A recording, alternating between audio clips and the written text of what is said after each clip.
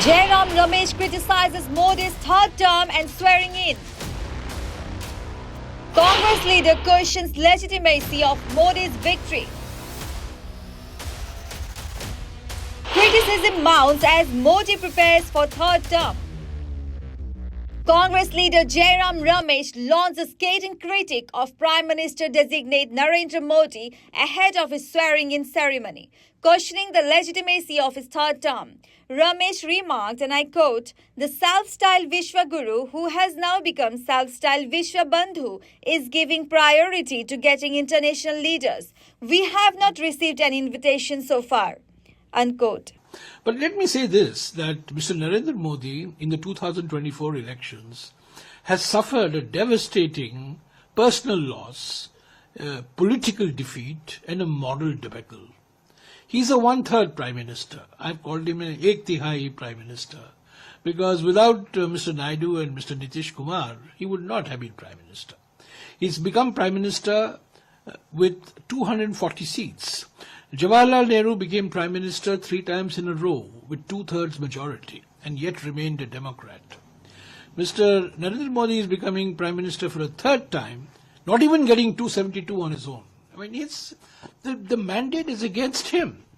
And I think tomorrow there is no legitimacy to the swearing in. He's being sworn in because his allies have been brought on board. How long they'll bring on board, I don't know. They have their own demands which go diametrically opposite to what the PM has been saying. The TDP has said they want reservations for Muslims on the Karnataka model, and Mr. Modi attacked the Karnataka model of Muslim reservations for a month during his election campaign.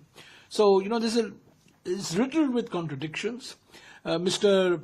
Modi's DNA is authoritarianism. He is incapable for running a coalition government. He's capable of only running a one-man government. He's an authoritarian to the core, and he will not be able to run this coalition government. So I don't see, even if we get an invitation, we'll talk about it. What's the point attending the swearing in, frankly? Because there is no legitimacy to Mr. Modi.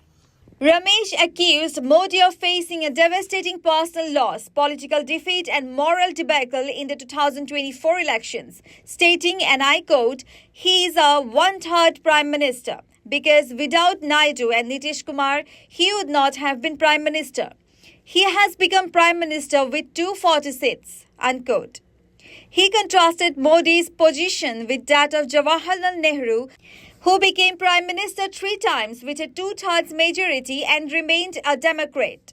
Questioning the legitimacy of the swearing-in ceremony, Ramesh added, "What's the point of attending this swearing-in ceremony?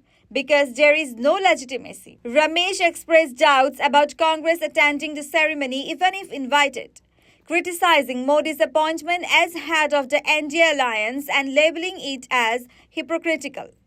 Well, I have my own doubts. The India bloc, I've seen statements from certain parties of the India Janbandhan saying that they will not attend. I have very serious doubts whether the Congress would also attend, even if it is invited. Let's assume that it gets invited. And I've given you the reasons why. It's been a personal loss, a political defeat, a moral debacle. There's been no legitimacy for Mr. Modi whatsoever. He somehow managed to get his allies. Even the BJP MPs have not elected him as leader of the BJP parliamentary party. He bypassed he did bypass surgery on BJP MPs. He's not confident about BJP MPs. And he got himself anointed as head of the NDA alliance. And then had a meeting of NDA MPs in Central Hall, which for the last few years he had put under lock and key. Suddenly he's rediscovered Central Hall. And then, the man on 28th of May 2023 took that Sengol, the symbol of Tamil history, and walked to inaugurate the new building as if the new Samrat, Raja Adhiraj, Narendra Modi is going to come. But after the election results, after the people have given him a decisive mandate against him, today you saw him in Central Hall, or yesterday you saw him in Central Hall, holding the Constitution, to his forehead. There's no limit to hypocrisy as far as Mr. Modi is concerned. He's subverted the Constitution. His governance is one of subverting the constitution.